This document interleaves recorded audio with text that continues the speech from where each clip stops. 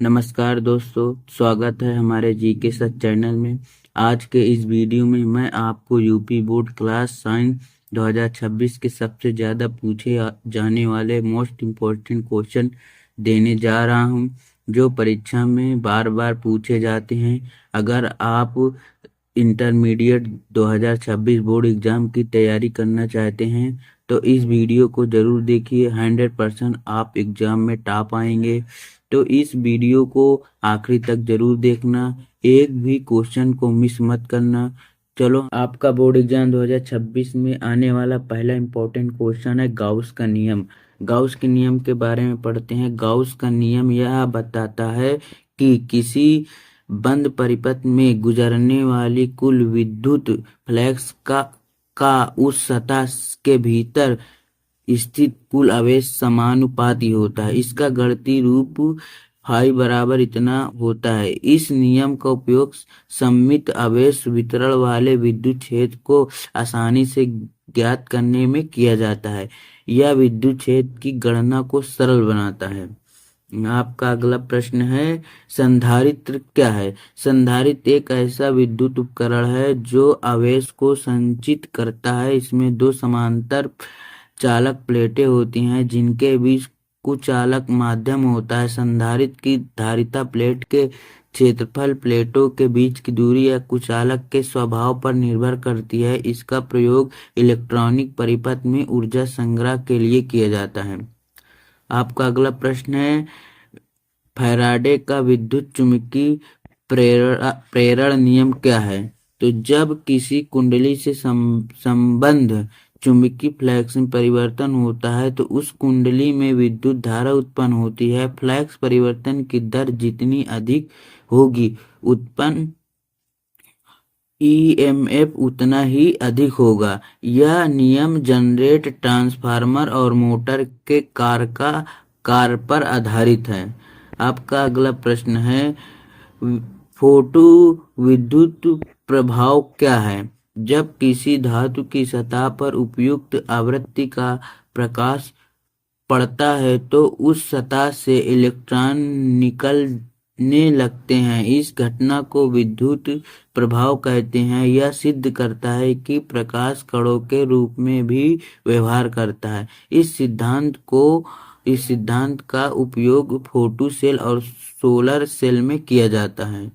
आपका अगला प्रश्न है, फैराडे के विद्युत अपघटन नियम क्या है? फैराडे के प्रथम नियम के अनुसार विद्युत अपघटन में निकला पदार्थ प्रवाहित आवेश के समानुपाती होता है।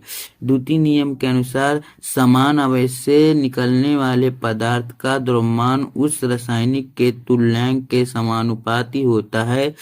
ये नियम इलेक्ट्रोप्लेटिंग और बैटरी निर्माण में उपयोगी है।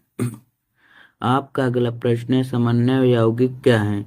समन्वय यौगिक वे यौगिक होते हैं जिनमें केंद्रीय धातु आयन के साथ लिगैंड जुड़े होते हैं। लिगैंड अपने अकेले इलेक्ट्रॉन युग्म धातु को प्रदान करते हैं। इन यौगिक को उपयोग औषधि, रंग उत्प्रेरक तथा जैव रसायन में किया जाता है।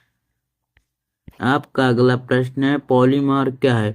पॉलीमर बड़े अणु होते हैं जो छोटे अणुओं मोनोमर के बार बार जुड़ने से बनते हैं।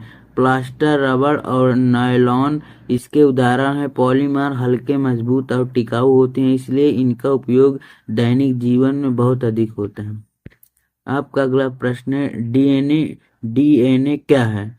डीएनए एक आनुवंशिक पदार्थ है जो जीवों के गुणों को पीढ़ी दर पीढ़ी स्थानांतरित करता है। इसकी संरचना डबल हेलिक्स होती है। इसमें 4 न्यूट्रॉन क्षार होते हैं, एडीन, थाइमीन, ग्वानिन और साइटोसिन।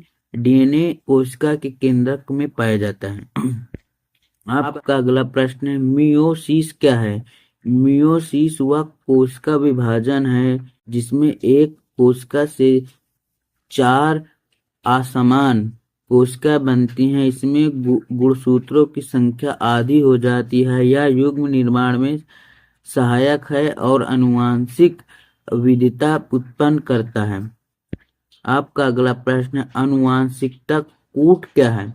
आनुवंशिकता कूट क्रम है जिसके द्वारा डीएनए की जानकारी प्रोटीन में परिवर्तित होती है। यह 3 न्यूक्लियोटाइड के समूह से बनता है जिसके कोडान कहते हैं। यह जीवन की सभी जैविक क्रियाओं को नियंत्रित करता है।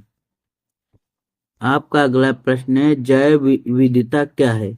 किसी क्षेत्र में पाए जाने वाले पौधे, जानवरों और सूक्ष्म जीवों की विविधता को जैव विविधता कहते हैं। यह पर्यावरण संतुलन बनाए रखने में सहायक होती है। जैव विविधता का संरक्षण मानव जीवन के लिए अत्यंत आवश्यक है। आपका अगला प्रश्न है, ग्रीन हाउस क्या प्रभाव क्या है? ग्रीन हाउस प्रभाव क्या है? तो ग्रीन हाउस प्रभाव वह प्रक्रिया है जिसमें वायुमंडल गैस पृथ्वी की ऊष्मा को बाहर जाने से रोकती है। इसके पृथ्वी का तापमान बढ़ता है। कार्बन डाइऑक्साइड इसका मुख्य कारण है जो ग्लोबल वार्मिंग को बढ़ाता है। आपका अगला प्रश्न है, टीकाकरण क्या है? टीकाकरण यह प्रक्रिया को जिसमें शरीर में कमजोर या मृत रोगाणु प्रविष्ट कराए जाते हैं ताकि प्रतिरक्षा विकसित हो सके। इसके शरीर भविष्य में होने वाले संक्रमण से सुरक्षित रहता है। पोलियो और चेचक इसके उदाहरण हैं।